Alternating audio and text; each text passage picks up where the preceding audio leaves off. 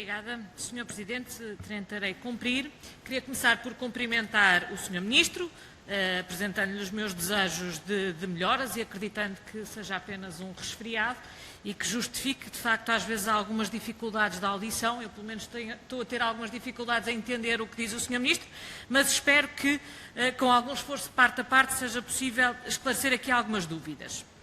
A primeira dúvida que eu lhe queria colocar, já falou muito aqui da questão relacionada com Covid e como isso veio alterar não apenas as questões relacionadas com o mar, mas todas as questões.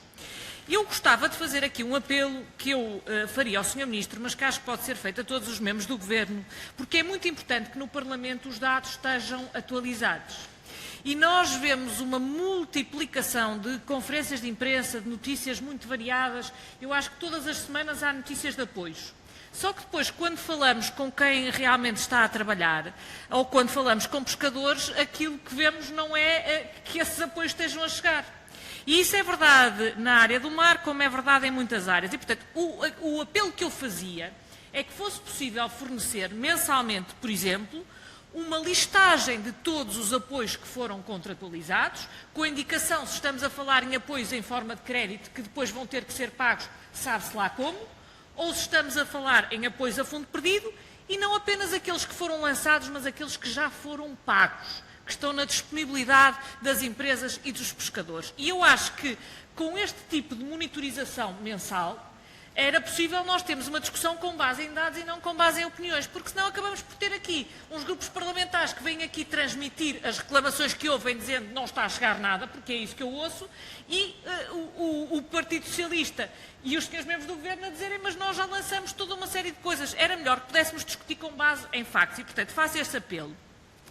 Em segundo lugar, em relação ao mar 2020, eu tenho aqui o ponto de situação a 31 de agosto de 2019, nós temos uma taxa de compromisso a 31 de agosto total de 91%, sendo que o rácio de pagamento é de 47%. Eu gostava de perceber se consegue explicar e explicar-nos o que é que justifica isto. É tradicional que seja mais ou menos assim, mas eu gostava de perceber e gostava de entender em relação a algumas medidas que nós verificamos que já têm uma taxa de compromisso de mais de 100%, o que quer dizer que o compromisso já vai além da dotação. Eu falo, por exemplo, em cessações temporárias, taxa de compromisso de 131%. E há aqui medidas de saúde pública, taxa de compromisso 139%.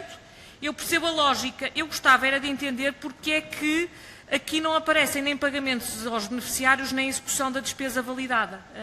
Gostava de entender exatamente que medidas foram estas, o que é que está comprometido e o que é que está executado. Acho que era as medidas Covid, mas convinha que estivessem pagas aos beneficiários. Portanto, convém perceber o que é que se está a passar aqui. Exatamente, estão a ser executadas por entidades públicas e, portanto, não aparecem como beneficiárias. Eu acho que era importante explicar isto. E depois, porque o que aparece são zeros, é só isso que eu gostava de entender. O que aparece nos pagamentos aos beneficiários e na execução da despesa validada são apenas zeros. Portanto, eu posso continuar. O que aparece aqui e explicitar, porque parece que há aqui o que diz assim é medidas de saúde pública, taxa de compromisso 139%, rácio de pagamento 0%, taxa de pagamento 0%, taxa de execução 0%, taxa de realização 0%. É isso que está aqui. Poderá haver uma explicação racional, mas parece-me que a dúvida não é pertinente, é pertinentíssima. Bom, e por último lugar, neste último minuto, eu gostava de o ouvir sobre o chamado Plano Costa e Silva, a tal visão estratégica. Fala de facto muito de mar, até tem uma frase com a qual eu, do ponto de vista meramente teórico, estou de acordo, que Portugal sempre se virou para o mar, cresceu. Eu acho que este plano e esta visão estratégica, um bocadinho como as declarações do Sr. Ministro no princípio, que eu vi aqui no princípio, dizem muitas coisas, têm muitas considerações filosóficas, mas eu tenho muita dificuldade em, na prática, perceber em que é que isto se vai concretizar. E, portanto, eu gostava de saber se, para além de considerações estratégicas e filosóficas, nos consegue explicar exatamente o que é que podemos esperar do ponto de vista das medidas no próximo ano. E, dentro do tempo, fiquei, Sr. Presidente. Muito obrigada. Muito obrigado, Sra. Deputada. Tem então agora a palavra para responder às questões formuladas pela Sra. Deputada Cida Meireles, Sr. Ministro do Mar, Ricardo Serão Santos.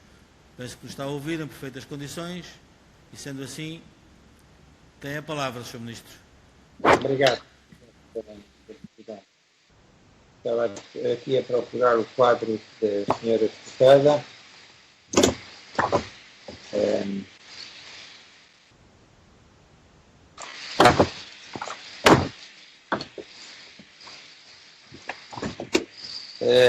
Bom, no fundo, neste momento, em relação às medidas Covid, foram apenas pagas 7. Em análise estão ainda 281 e este mês vão ser pagas mais 60 medidas. O Covid, as medidas Covid e FEAMP, pagámos até ao momento 2,1 milhões de euros.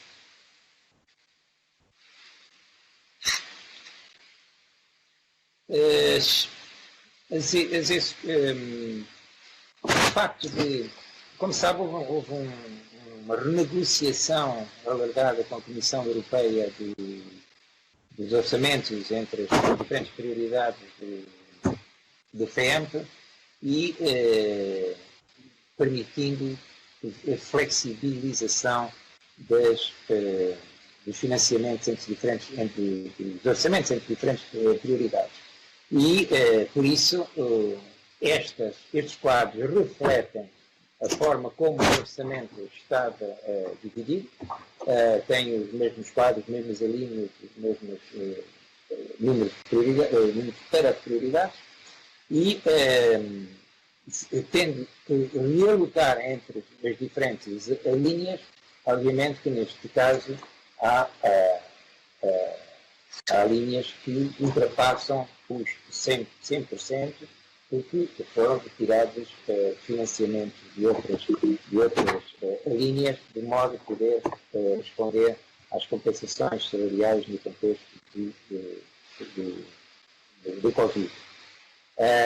Apenas a prioridade 3 estava relacionada com o programa de aquisição de dados e com o sistema de controle, teve uma flexibilidade que não pode ultrapassar os 10%.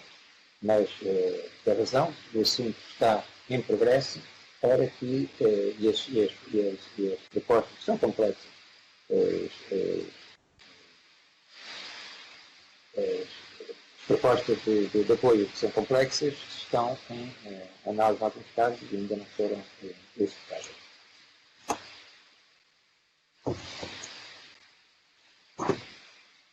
Relativamente às grandes estratégias nacional para o mar. Note que já aqui referi diversos aspectos dessa estratégia, que continuam a ser ideias que não são novas. Um apoio às energias renováveis marinhas, um reforço dos apoios e da aposta na aquacultura offshore, na energia eólica offshore, um apoio a aspectos da biotecnologia, forte crença de que a aquacultura relacionada com invertebrados e algas deverá ter uma prioridade e uma evolução, um reforço dos clusters, à semelhança daquele cluster que é relevante, que está a mostrar grande funcionalidade da Smart Ocean, possa ser replicado no norte e no sul, para que as energias entre os diferentes atores possam dar melhores resultados para o plano. Nós temos uma economia a alterar isto. Uma economia do mar que é grandemente dependente de turismo. Eu vou agora um vendaval com vagas de turismo em Portugal, 80% da economia ativa do contexto de conta satélite do mar é turismo externo. forma de fazer reverter tem sido lenta, tem sido dolorosa por vezes, mas há que acreditar que com as novas perspectivas, novos financiamentos... Sr. Ministro, estamos a ouvi-lo com alguma dificuldade. Sim. Importa-se de repetir, por favor, esta última parte. Não foi perceptível. Sim. A partir de quando? Da questão Sim, mas também peço aos seus deputados que façam algum silêncio, que também não contribuem para ouvir. Representa no contexto da economia azul. Sim, faz favor. Há que, de facto, reverter esse caminho. Eu acho que a importância que o mar devia ter no contexto dos financiamentos internacionais não era ainda suficiente. É agora que, pela primeira vez, num contexto das 5 grandes missões do Horizonte Europa, a missão Oceanos é uma das 5 missões e uma das missões centrais. É agora também, pela primeira vez, que se avançamos para uma década da ciência dos oceanos que tem que assentar no progresso da reindustrialização e da inovação numa economia azul sustentável. Nós aqui em Portugal vamos apostar seriamente nas questões das energias renováveis oceânicas, na aquacultura, na pesca sustentável com um melhor entrosamento com as comunidades pesqueiras e houve uma questão que eu há pouco também me escapou responder, quando se falou da flexibilização na nova lei do licenciamento da pesca, das oportunidades que serão dadas aos barcos pesqueiros para encontrarem atividades, ao bocadinho perguntaram-me quais, mas, por exemplo, a pesca com o turismo pesqueiro é uma oportunidade, uma ligação mais forte às empresas de biotecnologia, uma vez que há rendimento a tirar dos recursos marinhos, que não têm só a ver com, de facto, a alimentação, mas tem a ver com a cosmética, com as medicinas, e apesar de terem uma pouca representatividade no bolo global da economia azul, que é relevante, que cresceu nos últimos anos de forma significativa, e cresceu eventualmente em termos de contribuição para o produto interno bruto mais que outros setores da economia. Há que realçar isto, mas que são passos que têm que ser dados com ainda grandes apoios de fundos públicos, mas pedindo à indústria que ela própria faça os investimentos devidos para prosseguirmos.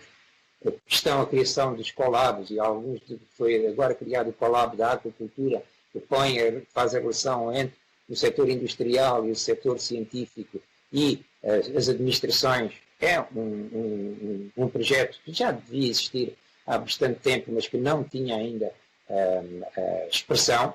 Esperamos que venha a fazer uma espécie de impulso no contexto da produção agrícola. Muito obrigado, Sr. Ministro.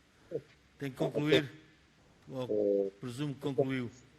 A construção naval, temos defeitos que nós temos, mas que tem uma dimensão económica que pode, francamente, ser aumentada. Muito obrigado, Sr. Ministro.